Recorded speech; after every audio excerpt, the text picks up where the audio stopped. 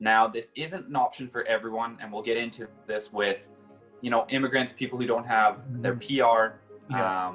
that don't have their citizenship, is things are a little bit different for them, a little bit more difficult, but there are still options, which is going to be different for everyone. But if you are making a major purchase on a car, or if you're going to be financing that car, meaning you're having monthly payments, that's going to decrease the amount of a mortgage you can qualify for.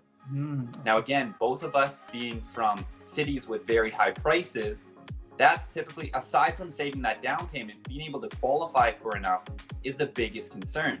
So if you're taken away from your ability to qualify, it's not that you can't get a mortgage, but you can't get a big enough mortgage. Hello everyone, this is Harpreet. Welcome back to the channel. Today I have a very amazing guest today, and I'm so much excited and looking for this episode.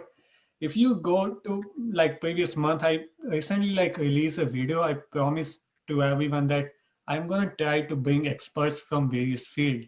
And in that video, I specifically mentioned that there is one field I'm particularly looking for, and that was real estate. So I have a guest, very knowledgeable guest in that field. He's not only the real estate professional, but you can also say that he's a real estate TikToker. He specifically target the Canadian market. He has more than 40,000 followers, more than I believe 300,000 likes. So he provides valuable educational content with a little bit touch of entertainment on it. So without any further ado, please welcome with me Alex Dunbar. How are you, Alex?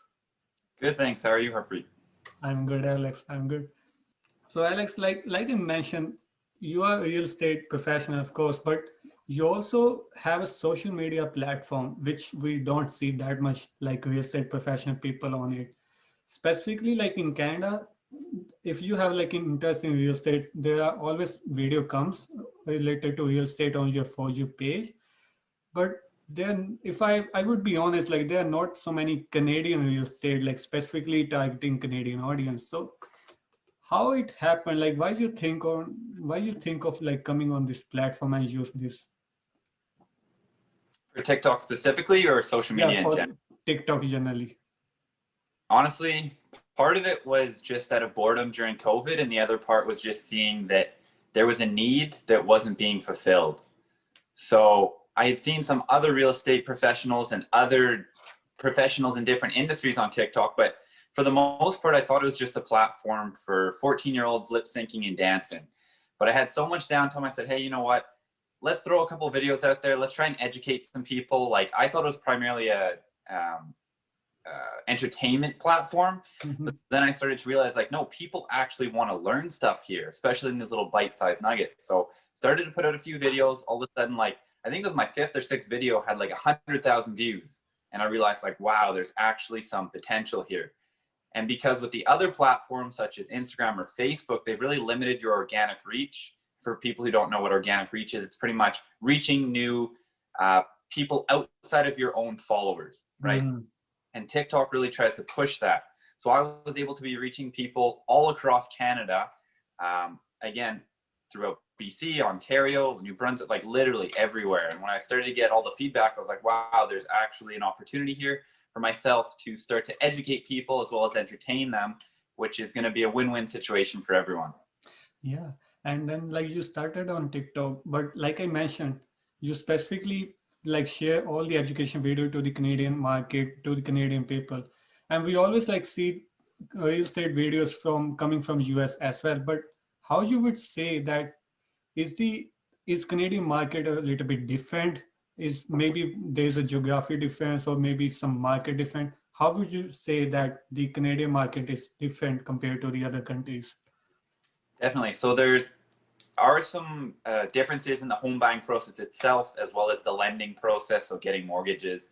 Um, so a lot of stuff, they're a lot more lenient in the States. There's a lot more rules and regulations here.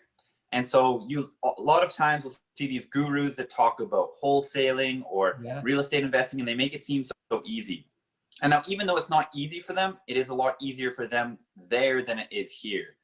And that again comes down to different rules, regulations, just our markets operate differently. Like there's not too many places in Canada where you can find a detached single family home for under $100,000, right? Like in your area, in my area, it would be hard to find a condo for under $300,000 or $400,000, right? So there's a lot of differences and nuances between the two, and you really just have to be listening to real estate professionals that are from your country and more specifically from your province. Although the majority of rules across Canada are the same, there are slight differences province to province. Awesome. All right. And like I will be honest, when I came here, since just like last few weeks, the I always thought like the down payment you need is at least 20% for your home buying. And that was the concept. Like I thought, okay, this is real. I have to now save 20% for the down payment. Like, is this too? I just recently got to know, no, you can actually buy the home with the less than 20%. Like, why do you think like this is common in the field, and how much you can pay less actually? So to go over the general guidelines of the minimum down payments required, for anything up to $500,000, the minimum down payment would be 5%. Between 500,000 and just under a million would be 5% on the first 500,000. So essentially 25,000 on the first 500,000, and then 10% on the portion between 500 and a million. And then over $1 million, it's going to be 20% or greater. Okay. And there's a couple things to note here is that if you're paying less than a 20% down payment, that's going to be called an insured mortgage. And so what an insured mortgage is, you actually have to pay for mortgage insurance. So what mortgage insurance is essentially it's protecting the lender, so the bank or the credit union or whoever lends you that money, in the case that you default on your loan, which means you don't make your payments, they can then recapture that property for you and try to sell it to make up, the difference in what that mortgage amount was. So it's really protecting, but that insurance is actually protecting the lender and not you. Because on their end, they have to make a profit. And if you stop paying, there's no profit for them. And the only way for them to make that up is to recapture the home and sell it. Got it. So one of the things that people, I guess, aren't always aware of, as you mentioned, is that you can purchase a home with less than a 20% down payment. Now, this isn't an option for everyone, and we'll get into this with, immigrants, people who don't have their PR, that don't have their citizenship, things are a little bit different for them, a little bit more difficult, but there are still options. Now, I do want to make a disclaimer here is that I am not a mortgage professional. I do have quite a bit of knowledge in that field, but they're definitely going to be the best people to talk about the nuances, the specifics of your unique situation, but I can definitely go over some of the general guidelines. And now one of those also being that if you're self-employed, sometimes you don't have the ability to use these exact guidelines. So a lot of times they may want you to have at least a 10% down payment. Again, it's case by case. But someone with a full-time salary job, they can kind of utilize more of that spectrum of the between 5 and 20%. So there are definitely options are like you can pay less than 20%, but there are so many factors factoring on it. All right. So Alex, this conversation, I really just want to target to the first-time home buyers in Canada. Like maybe they are just residing here, or they are PR, as you mentioned, or they are citizen. But there are some of the things like they should be know of, or maybe there are some might be things there in the outside like they should be aware of before they buy their first property. So to begin with, I was like having this conversation with my friend, and I don't know if it's true. Then again, like I just want to talk with you about that. He mentioned that you shouldn't buy a car or maybe a big purchase before the closing of your property, or before even thinking about buying a property. Like, is this true, or like how so? Yes. So that kind of comes down to when you go to get pre-approved for a mortgage to find out how much you qualify for, what they're looking at is a mixture of things. So it's your level of income, your type of employment, how much debt you have, your credit score, and then even the amount of years that you've been at your work, or if you're past that probation period, which is going to be different for everyone. But if you are making a major purchase on a car, or if you're going to be financing that car, meaning you're having monthly payments, that's going to decrease the amount of a mortgage you can qualify for. Okay. Now, again, both of us being from cities with very high prices, that's typically, aside from saving that down payment, being able to qualify for enough is the biggest concern. So if you're taken away from your ability to qualify, it's not that you can't get a mortgage, but you can't get a big enough mortgage.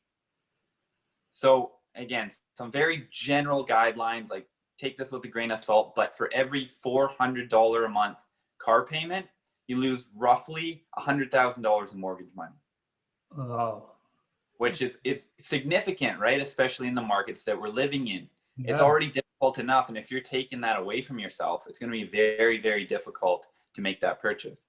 I mean, yeah, like you mentioned, like specifically in the cities like we're living in, just 400 payment and you're gonna reduce amount of by 100,000. And even to begin with, like you are getting the home, like if I correct, like in this market, you are just gonna get it home, just starting price gonna be just 400 or 500,000, and then you start looking after that. So this is definitely a good point for first time buyers to prevent themselves from buying a big purchase. So Alex, so you have a lot of clients, you meet with a lot of people. I just want to ask, I'm really fascinated about this, that what do you think, is there any right time to buy, maybe right age or right financial stability in someone's life? When should a first time buyer or a newcomer in Canada should start, like even start thinking about buying a home? What do you think about it? It's a good question. And I think the earlier you start planning, the better. The best time to buy. I mean, the saying is always the best time to buy was always yesterday, but it really does come down to your own unique situation. You do want to have some financial stability. There's other factors that come into play, even such as your own risk tolerance per se, right? But you definitely don't want to just completely empty your bank account for your down payment and have absolutely nothing left. I would always suggest someone has some sort of a reserve there for a rainy day. Or we've just gone through COVID, right? How many people, that was so unexpected. And if you didn't have, and this is my opinion, you should always have 3 to 6 months worth of income saved for situations like that, as we've just seen. It may not be the best time for you. But again, there's other ways to get around this. Maybe you have a parent that co-signs, or you have a gift or something. And we're just going through times where this is being more apparent that it may be required, especially if you're a single individual. Again, those are just some other options that you can always explore. But yeah, it really does depend on where you're at with your career. How stable is that job? Are you able to make these monthly payments? Are you doing this? Is your career going to change locations? So maybe someone such as what we have is an RCMP officer. They may be changing locations on, a few year basis. So my rule of thumb, again, is if you're going to stay there for at least 3 to 5 years, always a good option. If you're planning to move the following year, it might be a better idea to rent. Now, the reason for that being is that the real estate market, it moves up and down, upwards. It moves in cycles, it moves up and down, but over the long run, it's always moving upwards. And for the most part, in the last 100 years, over periods of 5 years or longer, we've never seen prices stay down, even if they've gone down. But let's just say, hypothetically, you're to buy now, we do see a bit of a dip in prices and you have to sell. Now you're selling for a loss. So it really comes down to, is that first place that you're going to be living in, is that more of a long-term thought? Or are you just trying to, get into it right away because, your mom's friend's brother and everyone else is telling you to do so? So again, I don't think there's a specific number per se that makes sense. And again, one other factor I'll bring up is there is the conversation around, should I save 20% or not, right? Do I want to pay the mortgage insurance or not? And now I could give you several examples and actually look at numbers where 99% of the time it's going to make sense because of the appreciation. You're going to make that and more, plus the principal pay down, which is going to cover that mortgage insurance in the first year, right? But for instance, let's just say you're a high income earner. Let's say you just got out of medical school. You might have all the student debt, but all of a sudden you're making $150,000 a year. Yeah. You may be able to accumulate that additional 10% in 1 year period, right? But for the average person, let's just say you're making 50 or 60,000 a year, how much can you really save in 1 year, right? It might take you 2, 3, 4, 5 years. Yeah. Now, if the market's appreciating, and then the number I like to use is 3%, that's very conservative. You've seen in Toronto, we've seen it go up by over 10% in 1 year. Yeah. But even looking at it very conservatively, if you're continually chasing that market, even by the time you had saved what you thought you needed to, now you have to add an additional 10 or 20% on top of that. So yes, many factors to consider, but for the most part, if it's a longer term plan, the earlier you can get in, the better, as long as it's in a comfortable financial situation for you. Yeah, interesting. So Alex, like just now you mentioned that for the average person, it's gonna take maybe some years to even save for the down payment. But like, and you may see it might be common, and I really want your experience and expertise here that what are some common mistakes the first time home buyers make during their first property, like, and what do you think, like how they can prevent themselves from making those mistakes? I think some of the biggest mistakes are just not preparing early. So, for example, the first thing everyone should be doing is getting a pre-approval for a mortgage. Gosh. Now, that is when we'll say you're a couple months out, but even before that pre-approval, you should be having conversations with people like myself, with mortgage professionals, with anyone else in the industry. What you want to do is find out where you are now and where you need to be in order to make that purchase. Now, a good example of that is, let's say you've saved that down payment, you've got a good income, you've used some online mortgage calculators and you say, hey, I can buy a property for $500,000. But come that time when you actually go to get pre-approved, you didn't realize that your credit score was too low. So if you had, done your due diligence a few months, a year, 2 years before, found out, hey, my credit score is 550, I'd like to get it up to 680. What do I have to do during this time period? You wouldn't run into that issue later on, right? So that's one major issue. Again, there's so many that come up, but another one would just be making a purchase that I think, again, you just didn't do your homework on, or you didn't educate yourself before. So for instance, you're buying, like a lot of us will have to, a strata property. So a condo or a townhome or a semi-detached. We don't have as much semi-detached here, but I know it's more common where you're at. And not taking into account all these additional expenses, right? Because when you're renting, you're not thinking, okay, I have strata fees, I have to pay for insurance, any sort of, well, not as many repairs because that's typically taken care of by strata, but anything inside the unit itself. There's so many additional things that you don't really think of until it comes that time, right? So it just really comes down to doing your homework, educating yourself early, asking questions, finding the right professionals to speak with that are willing to talk to you. Maybe it's a year out, because that's a problem I think some people may run into, is that you speak to a mortgage broker or a real estate professional and they tell you, come back, in 6 months when you're ready, right? Whereas my goal is I want to educate you now and empower you so that when that time comes, the process is going to be flawless, that we're not finding these things out at the last minute. That's good. Good. But talk to me more about like this credit score, Alex, like why this is important, why this matter, the credit history, and how much a credit score is good for a good mortgage. Definitely. So with an insured mortgage, which I talked about before, which is less than 20%, ideally you want 680 or above. Now, if there's two of you that are applying for that mortgage, you want at least one of you over. Two of you would be best. But that doesn't mean you can't get a mortgage if you're under that. The number we kind of like to have people above at the minimum is 600. Now, again, because lenders look at each individual person's file, there's so many factors that come into play. Sometimes if you have a bit of a lower credit score, but everything else looks a lot stronger, maybe you have a very high income, you can show that you've made payments. And maybe this just happened when you were, let's say 19, and let's say you're 25 now, but you missed a few credit card payments, you weren't really aware of it, and that's been affecting your credit score for a long time. If you can show that you have a good buyer profile, sometimes you can actually get away with a bit of a lower score. But as some benchmarks, we like to see above 680. Not to say that if it's below that, that you can't get a mortgage, but it makes things a lot easier. Do buyer has to like pay more maybe in the long term if he has a like a they has a lower credit score, you think? So yes, exactly. Typically, there's things called like an A lender, a B lender, and then private lending. So A lender would probably be all your big banks. Mm-hmm. B lender could potentially be a credit union or another sort of lender, and then private lending. Sometimes they'll call that hard money, but that could be different private corporations that lend out money. And so what's going to be the difference there is your interest rates typically. So for instance, right now we're seeing A lenders with rates.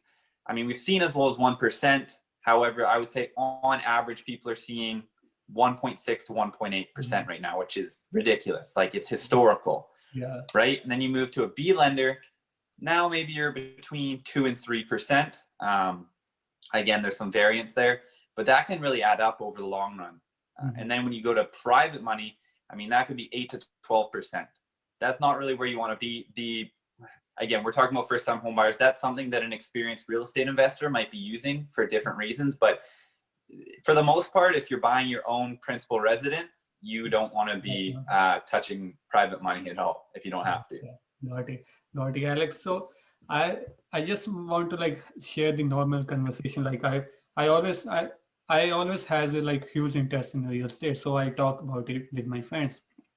But sometimes like people share their stories and they say like, nah, the house prices are very expensive this year. I'm gonna wait, I'm gonna die again next year. But like I try to look up, I try to do some research and I see that from the last 5 years, the prices are just going up in Canada. So what you would say that is there any way we can figure out the right timing to buy, or when is the right time to just buy for first time buyer? I think it goes back to when you're ready. Like if you're able to get into the market, you're able to purchase, I think that's always the best time. Because the saying goes, it's not about timing the market, it's about time in the market. Because real estate is a long-term investment. It's the same if you're investing in, stocks, ETFs, mutual funds, if you're investing in an index fund, right, which is kind of matching the market, those are things that are, appreciating at 8% a year on average per se, right? But that's not something you put your money into and pull out right away. You're keeping it there for the long run. It's the same with real estate. Gotcha. So especially again in the markets that we're in where we see great appreciation in the greater Vancouver region and the greater Toronto area, really whenever you're able to get in, I think that's always best. Got it. Interesting. So how you would say that, so you mentioned that the market is always like go up and down, but in the long run, it always go up. But how you think like this whole COVID situation impacted the house marketing? Like, did you say more buying in the market or did you say like more selling of the properties? So in the very beginning, in March, April of Yeah. 2020, everything kind of came to a halt very immediately. And I think that just really came down to a lot of uncertainty. We didn't know how significant this virus was going to be, how much of an impact it was going to make on people, how dangerous it was. But after those first few months, after regulations and lockdowns kind of lessened a little bit, people started to get a bit more comfortable. And so what you have to remember is there was people in January and February prior to that time, there was a lot of demand for buying, right? Now, all that kind of got held up. So once restrictions and everything came off, there was pent up demand from previous that pretty much was pushed forward and then all just kind of rushed into the market. So there was a massive demand from buyers. There wasn't a ton of inventory, so a number of listings. And pretty much since then, we've seen the number of sales and prices increasing in both, specifically again in the Greater Vancouver and Toronto areas. So now moving forward, the biggest issue again for both markets of what we've seen is there's very low inventory. So there's not enough homes and there's a ton of buyers. So there's a few things that are impacting this. Interest rates being so low is one of the biggest ones because money's cheaper, right? Like I think if we look back to 2018 rates, they're closer to, we'll say 3.6 versus now at 1.8. You're pretty much saving close to $100 per $100,000 of mortgage money. Now that's, getting a bit technical, but if you were to put that down on paper, that is a lot of money, right? Let's just say, as we said, let's say a first-time home buyer buys a $400,000 condo. That's an extra $400 a month in mortgage payments. Mhm. So that's a lot when you add it up by the end of the year, right? Again, there's a few other factors. I know people were worried about people defaulting on their mortgages, so they weren't able to pay because of job loss or anything else. And now what we've tended to see actually is that the people that lost their jobs weren't in the market to buy real estate. A lot of those people were in the service sector, so they might have been servers, right? Things of that nature that Right. don't necessarily have high claimed income. Now, not to single them out, but you know, if people who are collecting tips and things like that, a lot of them don't claim all that income. So they weren't necessarily even able to purchase a home at that point in time. Whereas some of the middle to higher income earners have actually shown they have more liquid cash at this time. They're actually saving more money by being forced to stay at home and work. So again, that was an argument many people wanted to make, is that we're going to have all these job losses and people aren't going to be able to afford their mortgages, and we're going to have all these defaults, but I really don't see that happening. And as we can see with the very strong demand from buyers, there is so much demand right now, and we still don't even have immigration right now. If you look at those numbers, like how many people are supposed to be coming in, what's going to happen when all those people start coming back into Canada? Those people need housing. We're not keeping up with the demand. Like, we're not building enough to keep up with those numbers, right? And I think we're going to start to see, again, there's students, maybe foreign students or people that are studying from home right now that may not have the same requirement for housing. So again, there's a variety of factors, but I really have a hard time seeing this market cool down anytime soon, at least for the next extended while. It will at some point. Again, the market moves up and down, but I foresee it, being quite strong for the next while here. Like Alex, like you really made a good point here. Like immigration is not that like fast, like which is it used to be. Because of COVID, people are not coming in, but the demand is still high. So it's a really good point. But Alex, like I don't know about in your region, but here in GTA, there is a very common concept is like house hacking. Even for the first time home buyers, what they try to do is like buy a home and maybe give half a portion like a basement to some tenants and try to like get the mortgage covered like from them. So just for that perspective, I just really want to ask here is that if some client came to you and they are trying to buy their first time property like as an investment property, but they maybe are overestimating the returns from it, how you think like someone can identify correctly that how much they're gonna get from that home, from their tenants, and in the long run are they like making profits or they are just getting by? What you say? I think you always need to use conservative numbers. And for instance, that's why I use 3% as passive appreciation. So passive appreciation being how much the market's going to rise. With rents, take the lower end of the rents. Let's just say you think you can rent it for between 2,000 and 2,400. Use 2,000 as your base number, right? Because if you get more, that's fantastic. But in the worst case scenario, we want to make sure that you're still being profitable. Now, the big thing, again, with the Greater Vancouver area and the Greater Toronto area, is it's very hard to cash flow a property. So to be cash flow positive, meaning that your rental income is more than your expenses. Because in our markets, the greatest source of ROI is going to be appreciation. Mm-hmm. But that doesn't mean you shouldn't purchase a property that doesn't have positive cash flow, because it will at some point later on. But we just have to take into account it should be very close to neutral or even just slightly negative. But we have to take all those factors into account to say, what is our actual ROI?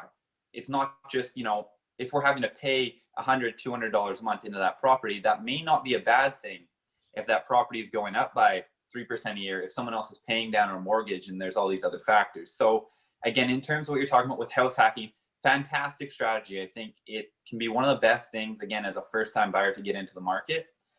Now, there's a few things we have to consider there. So if you were thinking of it in the sense of buying a condo and renting out a room, you can't use that towards your mortgage qualification, but you can obviously use that to put towards your mortgage payments. But if it actually has a suite in it, like a house with a suite, we can put that towards your mortgage payments. Now, for example, here, that's the hottest market. A detached single family home with a basement suite. And for us, again, specifically in the kind of under $1.3 million. Now, that's not going to be applicable for most first-time home buyers, but people are getting, on average, maybe $200,000 in extra mortgage qualification from the potential rental income, right? So it's a very attractive product to most people. They want to have that tenant in the basement, or they might live in the basement and rent out the upstairs, right? So again, I think in our areas, it is very difficult to get it to line up the way that all these like investors and gurus say. But you just have to run the numbers, again, be conservative with your estimates, and just, again, speak with professionals to get their advice on each situation. Good talk, Alex. Now I really like, this is very important question, like one of my own question, like you can say I wanted to ask. You think like there is a way first time home buyers can save money, a lot of money during the negotiation or maybe transaction, but that way or that method is not most known as, like people don't know about it. You think like there's some kind of ways people can use to save a lot of money from for their first property that people aren't aware of? So there's a couple things to consider here. Number one is the current state of the market. So I would say, unfortunately, right now, it's very difficult to negotiate the same sorts of things we could do in a buyer's market because we're in such a seller's market. Now, I know you guys are probably seeing some of the same activity, but if you're going into a home that has 30 other offers, you don't necessarily have the ability to, nitpick all these little things and try and get some money back. Whereas in a buyer's market, maybe homes have been sitting on the market for a longer period of time, or they're just clearly overpriced. You may be able to negotiate a better deal or have the seller make some renovations or fix-ups that you find wrong with the property. While that's not necessarily applicable to a lot of the homes we're seeing at this time. But I guess some of the things that people may not be aware of, let's say, are some of the first-time home buyers programs. One of those being property transfer tax. Now, I believe you guys call it land transfer tax. And so as a first-time buyer, if the property's under $500,000, you're actually exempt.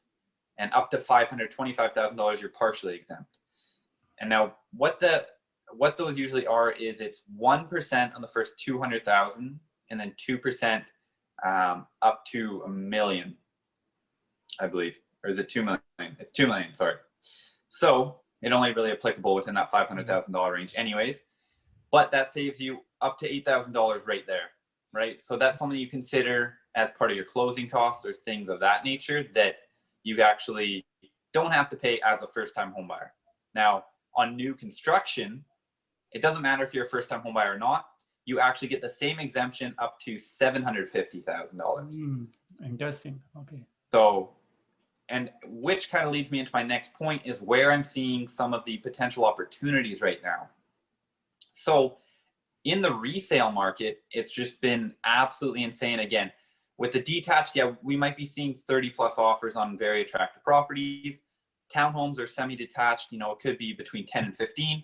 Condos have not quite caught up yet. But I think that is the next big opportunity because typically the detached market, the attached market, or specifically condos, kind of trails behind it, but they typically follow the same patterns. So it's going to reach a point, and as well with the immigration and investors coming back into the market, that condos are also going to see a run as well. Now, I believe, again, in the Toronto market, that I know condos are down pretty significantly over the past year, 10% or so. Don't quote me on that.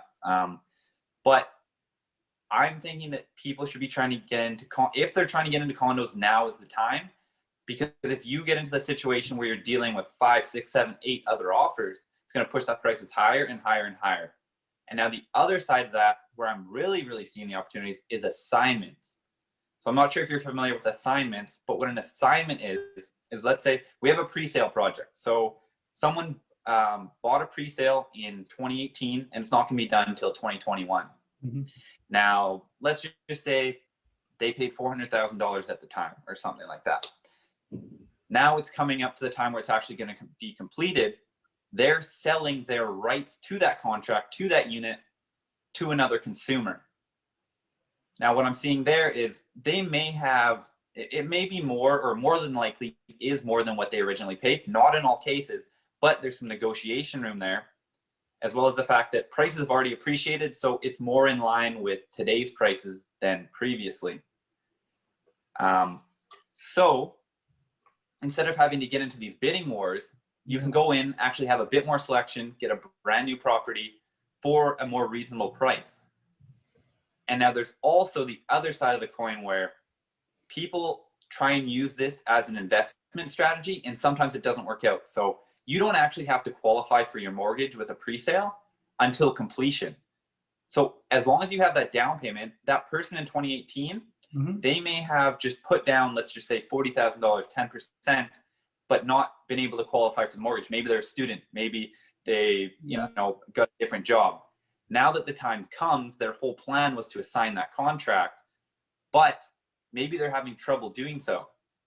So they may be able to give it to you at a discount, because if they don't, you know, sell that contract, they're actually going to be in major legal trouble because they're financially obligated to complete on that contract.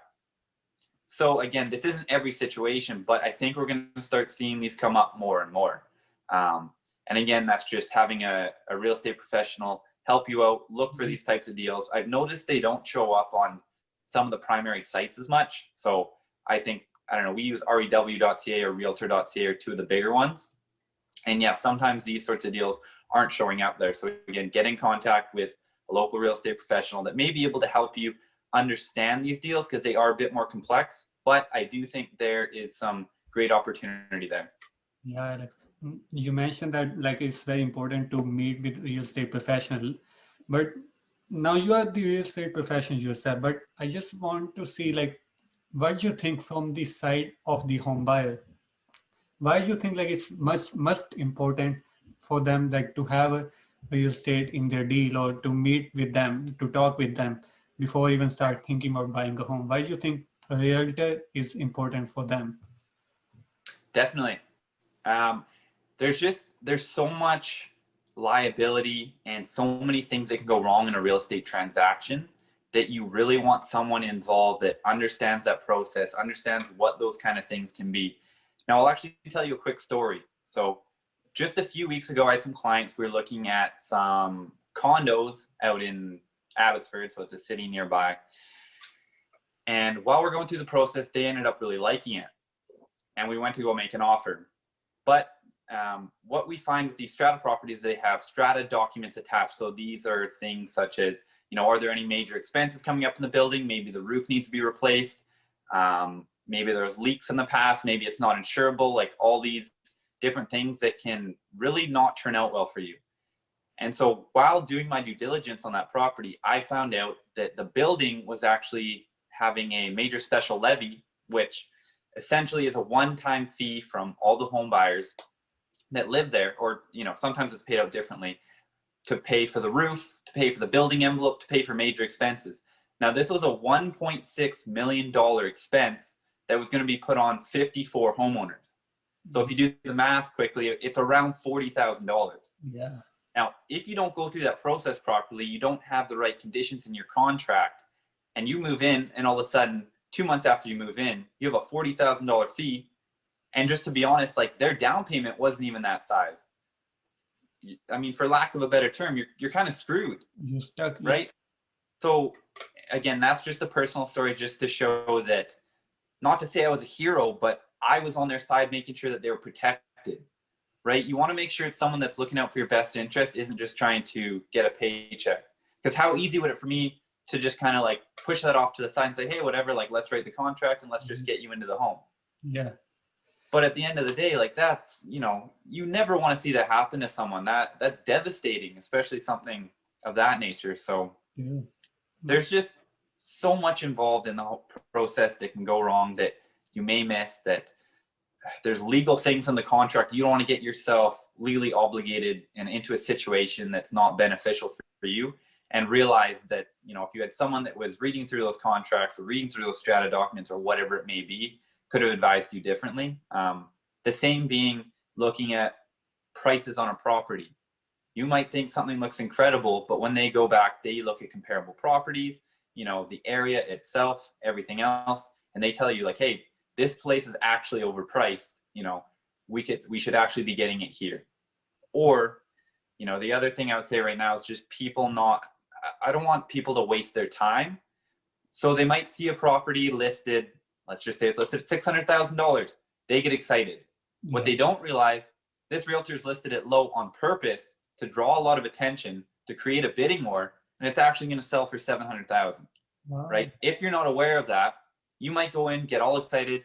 You write your offer at full asking price, only to find out like someone else had written at $700,000. But if you had known that it was priced low, you could have kind of just saved yourself the trouble.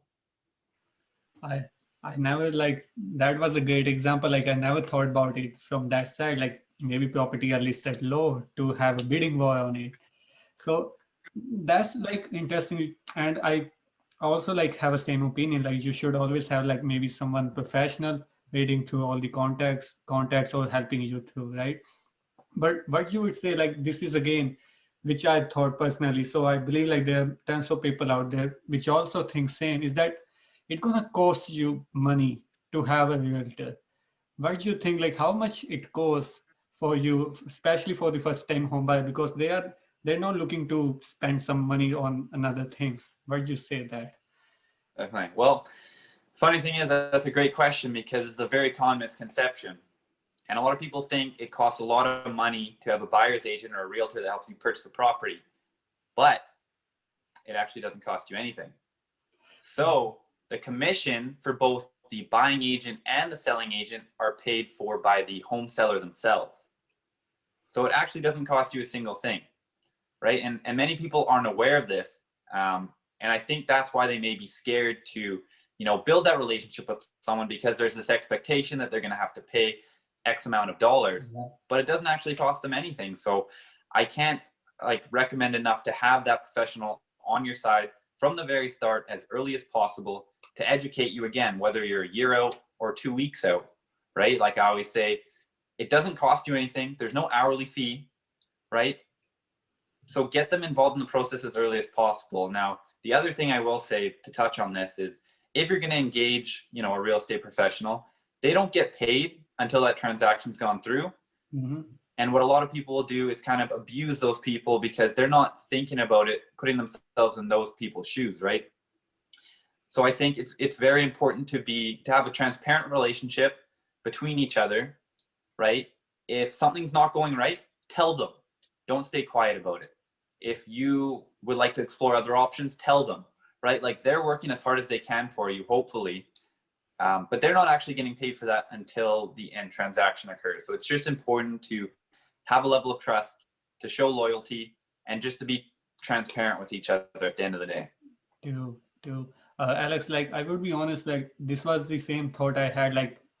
Because when I started to looking, like I still rent, but when I just for my own fun, like I started looking to buy a home or maybe home prices.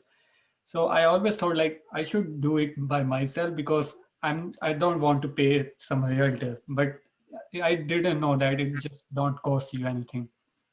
So how you would say that if someone wants to find a realtor, like, so there are so many people out there, and I'm sure like most of them are very professionals, but how you suggest that to what someone can do to find a good realtor for them, Mm-hmm. so that realtor can take care of them. Definitely. I mean, there's many ways. Obviously, you can find people online, you can call different brokerages, but what I think is more important that I'm going to cover is what sorts of questions to ask them. Mm-hmm. So the first one being, are you full-time or part-time? I have a very difficult time telling people to use a part-time realtor over a full-time one because this market moves so fast. Yeah. Things are changing at all times. And especially in a market like this, you need someone who's always available for you, or at least within reason, of course. Yeah. And then, so my take on this is a part-time realtor, they don't even trust themselves enough in the business to go full-time. So how can you put your trust in them? Again, not to talk down on anyone who's part-time. Maybe they're just getting into the business or something else. But again, that's just kind of my view on that. The other thing would be, are you on a team or not? And there's nothing wrong with being on a team, but you want to know if you're talking to one person, is that who you're going to be dealing with, or are you going to be passed on to someone else? So there's two sides to this, is that a properly built team may have someone who actually is better than maybe the leader at their specific job. So just for instance, certain teams the leader or like the top person on that team, they might just be a listing agent. They just might list properties, but they may have a couple different buyer's agents. Maybe one specifically looks in Toronto, one is in Brampton, right? Yeah. Those people may actually have a higher level of knowledge in those specific areas than that leader. But there's the other side of the coin, is maybe the leader is just trying to flip off business to other people and they're getting referral fee or whatever that may be. So it's important to ask those questions. Location is a huge thing. Where do you primarily work out of, right? Like there definitely can be a bit of variance, right? If you're around the GTA area, that's fantastic. But how far are they kind of stretching themselves, right? Like if they're an hour and a half, 2 hours away from where you'd like to buy, are they going to have the best level of knowledge versus someone that lives in the area or just operates out of that area? Yeah, I mean, there's definitely a lot of questions. You want to interview a couple of people always, kind of see who you mesh best with. It's also important that you're going to get along with them, because there's people that may be incredible in business, but for some reason you just aren't on the same page. You don't speak the same. When I say you don't speak the same language, I just mean that you communicate differently, right? It's very important to have a good relationship with that person, because if you're spending, multiple weeks or like over a month, multiple hours talking to them, going to see properties, everything else, like if you can't stand that person, no matter how good they are at what they do, it's probably not going to be an enjoyable experience. It's true, Alex. Like if we just think about it, like just buying a home, especially if you're a first-time buyer, it's gonna be one of your like biggest financial decisions you're gonna take in your life. So it's like always good to have someone on your side to take good care of you. So like thanks so much, Alex, like for giving us time. But before we end our conversation, what would you say, like what's the one and single only advice if you have to give to the listeners who are listening us on the podcast, or maybe who are watching us on YouTube? What would be the one advice you would give to first time home buyers in Canada? It would just be to start educating yourself early, no matter how far out you are, whether that's 5 years, 3 years, 2 years, just start to understand the home buying process, start to understand the sides of financing, talk to those professionals, find out where you are now, and just start to set those goals and create that roadmap for the future. Because the sooner you do that, the sooner you can reverse engineer that process, and the sooner you're going to get to that stage where you can purchase that first home. So I would say, if you have questions, feel free to reach out to me. If you want I have great realtor connections in your area, or if it's someone in my area, I'd be more than happy to help you. Awesome. And what's the best way to reach out to you, like on social media platform? Definitely. So my social media for Instagram would be at Dunbar Group. If you want to see my TikTok, it's at Dunbar Real Estate. You can visit my website, dunbarrealestategroup.ca. Or if you have any questions or concerns that you'd like to email me, alex@dunbargroup.ca. Thank you. Thank you so much, Alex, for giving your precious time on us. And thanks so much. I'm really sure this video is gonna really a valuable video for so many people out there. Thanks so much, Alex. No worries. Thank you so much, Harpreet, for having me on. Take care, brother. Thank you.